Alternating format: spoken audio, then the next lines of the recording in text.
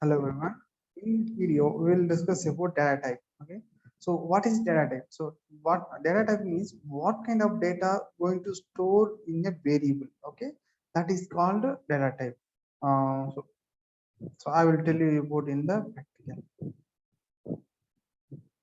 So here you can take the example. Where it is, yeah, okay, this is fine.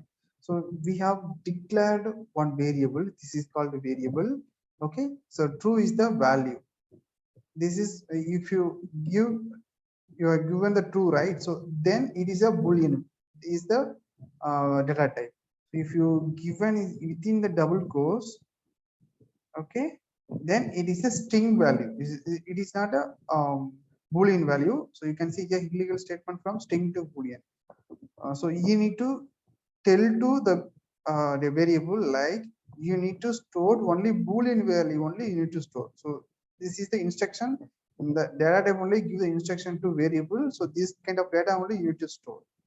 So if you give wrong data type, then it will throw the error. Okay, so for example, you have declared with the Salesforce. Okay, so here it will throw the error. Yes. So you have declared with the boolean variable.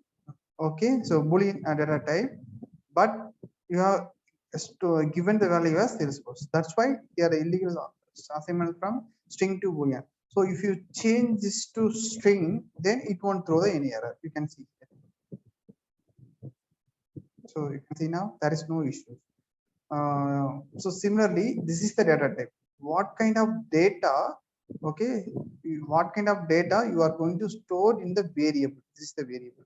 In this variable, what kind of data you are going to store? So that is called a data type. Okay, so in the data type, we have basically we have three types. From the three types, we have multiple records data types available.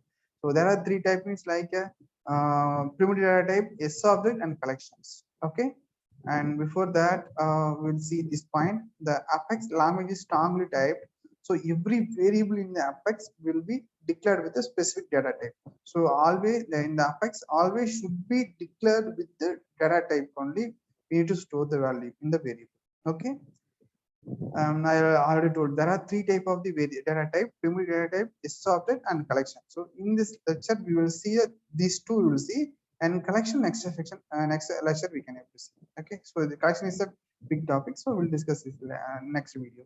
So what is primitive data type? So this is primitive data type means so primitive means like a string, integer, boolean, date, id, double log. Okay, so these are all the primitive data types. Okay, so string means you need to declare with the string s1 equal to something you need to declare. Integer means integer value variable and value you need to give without the double quotation. And boolean means you need to declare only true or false only you need to give. And date format, you can do today dot date. So similarly you need to give the date. So id, so id you need to give within the quotes, and it should be in the before the id you need to define. And double you can define similarly, it should be in the dot 3 point something. If you give that one, that is a double. So long means it should be in the lastly l value. Okay, so I will explain you from here. So I already have integer value. I have like s2 integer. This is a data type, this is a variable and value, and this is a string. Okay, so string is a data type, b1 is a value, so we need to declare similarly. So now I am going to declare boolean data type, bl equal to true. Either we need to give true or false. These two only we need to give. So integer mean we need to give 0 to 9. Okay, this number only we need to give. Other than that, it won't accept anything. And date. So date you can declare like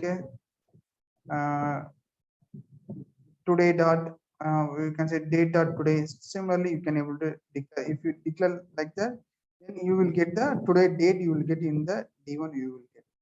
And similarly, you can able to id and double and float. You can do this.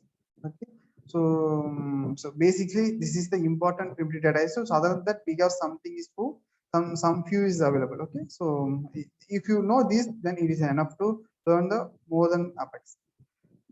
Okay, so now we have seen the primitive data types. We have seen so yes object. Okay, before going to this topic, we will discuss with it very briefly in the string data type. We will discuss. Okay, so in the string is main part of main role will be playing the Apex class. So we will discuss very deeply in the string in the later session. Okay, so string I will tell you. Yeah, we can able to yeah, so similarly we have string have a lot of methods available. We will discuss in the next session. So what we have discussing variable data types. Yeah, so now we have seen the primitive data types. Now we can go for the yes object. Okay, so yes object is like I will tell you. So this is called yes object. Okay, so you can what you can give now. So this account object name you need to give, otherwise yes object you can give. So both are same only. So I will try to execute this one, and we will see the output for this one. You need to write the query, and before that you need to specify the object name you need to specify. So I'm going to execute this one. We'll see.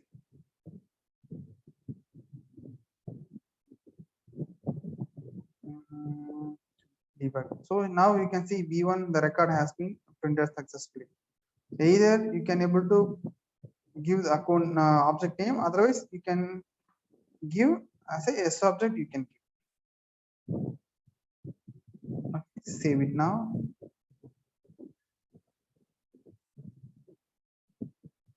Now execute it again. You will get the same result.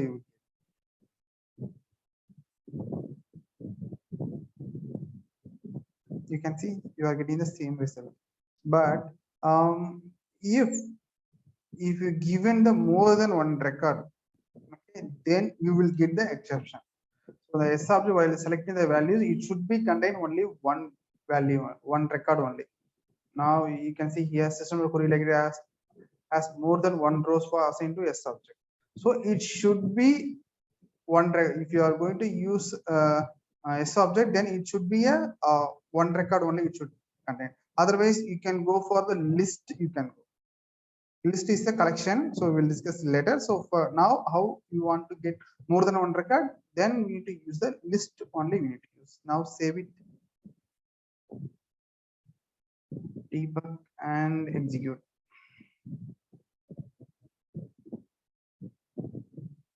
So now you can see that more than one record is coming here. Okay, so this is called S object. This is okay. Now we have discussed about the S object and primitive data types. Okay, so in the collection we will discuss it later. So collection we have more topics like list, set, map, and we need to discuss each method we need to discuss. So we can discuss it later. Okay, so thank you, thanks for watching.